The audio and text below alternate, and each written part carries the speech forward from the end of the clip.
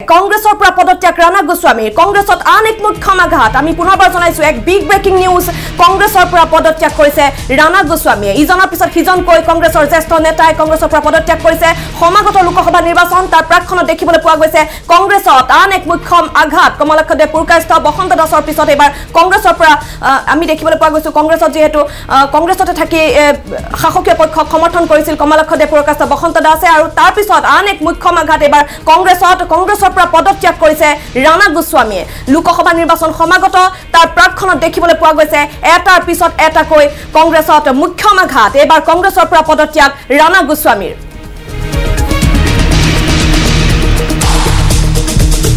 ইয়াৰ পূৰ্বে দেখিবলৈ পোৱা গৈছিল কেইবাজনো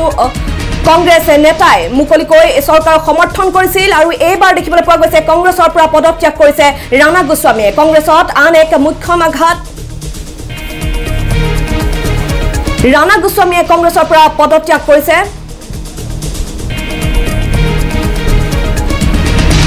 এটাৰ পিছত এটাকৈ কংগ্ৰেছত দেখিবলৈ পোৱা গৈছে মুখ্য আঘাত এবাৰ কংগ্ৰেছৰ পৰা পদত্যাগ ৰাণা গোস্বামী এই মুহূৰ্তৰ এক বিগ ব্ৰেকিং নিউজ কংগ্ৰেছৰ পৰা পদত্যাগ কৰিছে ৰাণা গোস্বামীয়ে দল ত্যাগ ৰাণা গোস্বামীৰ কংগ্ৰেছৰ জ্যেষ্ঠ নেতা ৰাণা গোস্বামীৰ দল ত্যাগ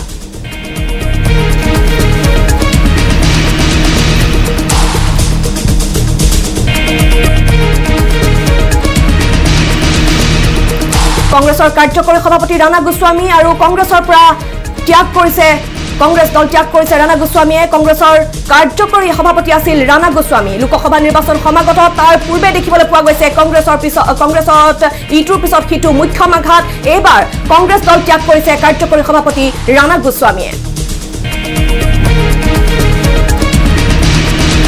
আৰু ইয়াৰ পূৰ্বে ইতিমধ্যে আমি উল্লেখ কৰিছো কমলাক্ষদেৱ পুৰকায়স্থ বসন্ত দাসে মুকলিকৈ চৰকাৰক সমৰ্থন কৰিছিল দলতে থাকি চৰকাৰক সমৰ্থন কৰা দেখিবলৈ পোৱা গৈছিল এবাৰ আন এক মুখ্য আঘাত কংগ্ৰেছৰ পৰা দল ত্যাগ কৰিছে ৰাণা গোস্বামীয়ে প্ৰাথমিক সদস্যৰ পৰা পদত্যাগ ৰাণা গোস্বামীৰ কংগ্ৰেছৰ পৰা পদত্যাগ ৰাণা গোস্বামীৰ কাৰ্যকৰী সভাপতি ৰাণা গোস্বামী আৰু দল ত্যাগ কৰিছে ৰাণা গোস্বামীয়ে এক বিগ ব্ৰেকিং নিউজ আমি আপোনালোকক জনাইছো এটাৰ পিছত এটাকৈ মুখ্য আঘাত কংগ্ৰেছত আমি এই সন্দৰ্ভত অধিক জানিবলৈ চেষ্টা কৰিম চিফ মেনেজিং এডিটৰ আছে জাৰিৰ হুছেইন এই মুহূৰ্তত আমাৰ সৈতে ফোন লাইনত সংযুক্ত হৈছে জাৰি দেখিবলৈ পোৱা গৈছে ইটোৰ পিছত সিটোকৈ কংগ্ৰেছত মুখ্য আঘাত এবাৰ ৰাণা গোস্বামীয়ে দল ত্যাগ কৰিছে জাৰিৰ পূৰ্বে কেচি বেণুগোপাল তেওঁ AICCৰ জেনেৰেল ছেক্ৰেটাৰী হয় তাহলে এখন চিঠি প্ৰেৰণ কৰিছে ৰেসপেক্টেড sir I beg to state that I am tendering my resignation as the working President of Assam Pradesh Congress Committee and as an active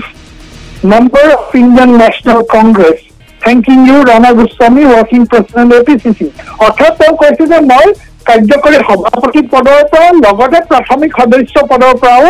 মই প্ৰাথমিক সদস্য হিচাপে মই পদত্যাগ কৰিছো কংগ্ৰেছৰ পৰা এইটো অৱধাৰিত আছিলে হ'বলগীয়া আছিলে কাৰণ ইতিমধ্যে কংগ্ৰেছৰ দুগৰাকীকৈ বৰ ইণ্টাৰেষ্টিং কথা যে আমি যদি চাওঁ বিগত 10-15 দিনত দুগৰাকীকৈ ৱৰ্কিং প্ৰেচিডেণ্ট প্ৰথমতে কমলাক্ষদেৱ পুৰকায়স্থ আৰু মঙলদৈৰ বিধায়ক বসন্ত দাসে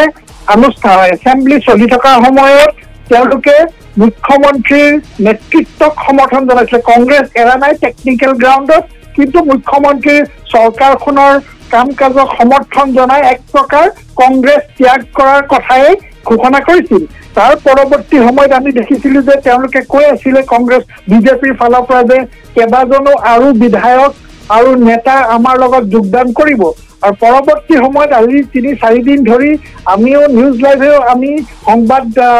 আমি বাতৰি প্ৰকাশ কৰিছিলো যে অন্যতম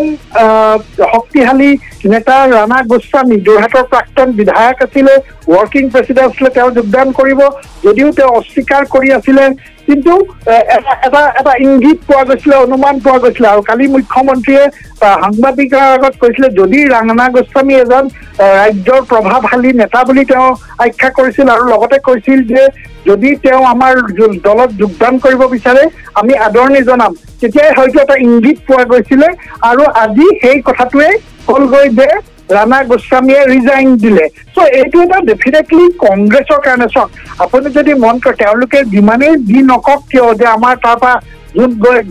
গৈ থাকক কিন্তু ডাঙৰ ডাঙৰ নেতা যে দুজনকৈ ৱৰ্কিং প্ৰেচিডেণ্ট এজন বিধায়ক যেতিয়া পদত্যাগ কৰি পেলাই বা কংগ্ৰেছৰ পৰা সমৰ্থন আঁতৰাই বিজেপিলৈ সমৰ্থন কৰাৰ সিদ্ধান্ত লয় নিশ্চিতভাৱে এইটো এটা দলৰ কাৰণে এটা মুখ্যম আঘাত তেওঁলোকে যিমানে যি নকওক এতিয়া গোটেই উজনি অসমত যদি আপুনি চাই ৰাণা গোস্বামী তেওঁলোকৰ এটা ফেচ আছিলে তেওঁলোকৰ ৰাণা যোৰহাটৰ এই অঞ্চলটোত আপুনি এই গোটেই অঞ্চলটো যিহেতু এতিয়া কোনো জেগাতো তেওঁলোকৰ বিধায়ক নাই অকল তিতাবৰত এজন বিধায়ক আছে সেই সময়ত দল ত্যাগ কৰা কথাটো এটা নিশ্চিতভাৱে কংগ্ৰেছৰ কাৰণে মুখ্যম আঘাত তথাপিও তেওঁলোকে এটা বোল্ড ফেচ তেওঁলোকে এটা মানে এটা ষ্টেণ্ড এটা বোল্ড পোশ্চাৰিং কৰিবলৈ চেষ্টা কৰিছে যে আমাৰ একো নহয় বা ক্ষতি নহয় সেইটো এটা আত্মসন্তুষ্টি প্ৰকাশৰ বাহিৰে আৰু একো নহয় এইটো চেল্ফ কনচলেশ্যন বুলি যাক কোৱা যায় যে আমাৰ দলত মানে ৰাবিছ বিলাক আমি আঁতৰাম বা আমি যিবিলাক আমাৰ অলাগতিয়াল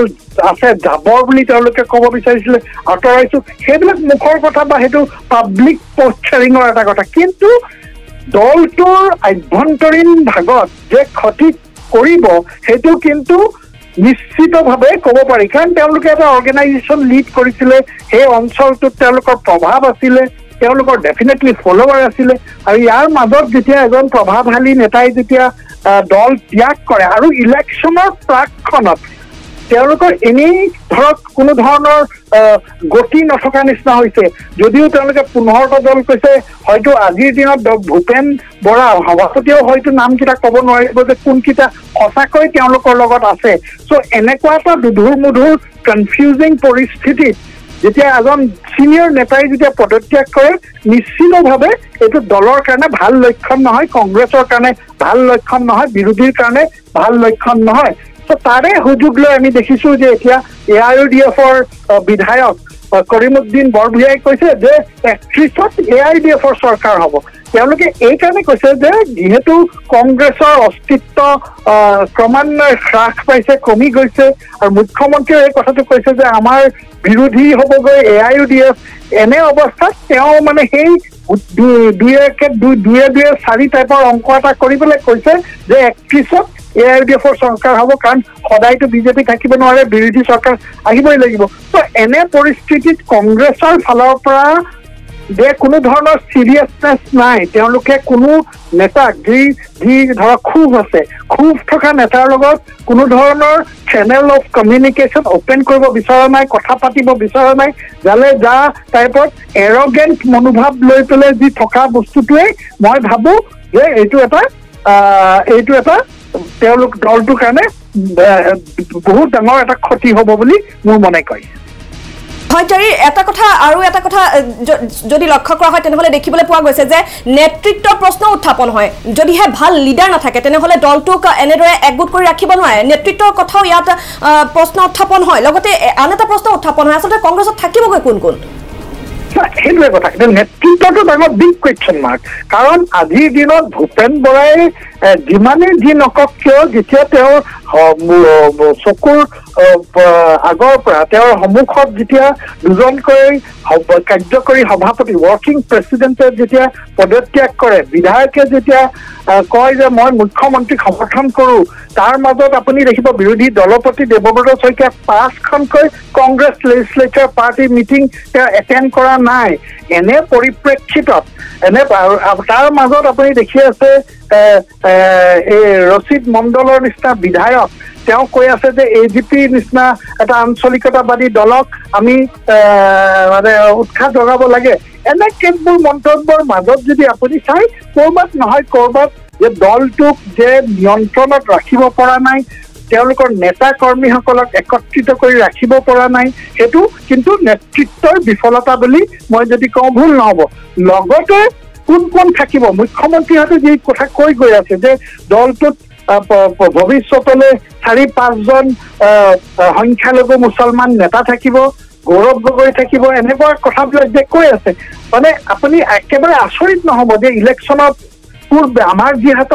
হাতত যি খবৰ আছে আৰু 3-4 গৰাকী বিধায়কে AIUDF আৰু কংগ্ৰেছত যোগদান কৰা বা সমৰ্থন আগবঢ়োৱাৰ কথা আপুনি নুই কৰিব নোৱাৰে সেইটো আমাৰ হাতত খবৰ আছে যে কেইদিন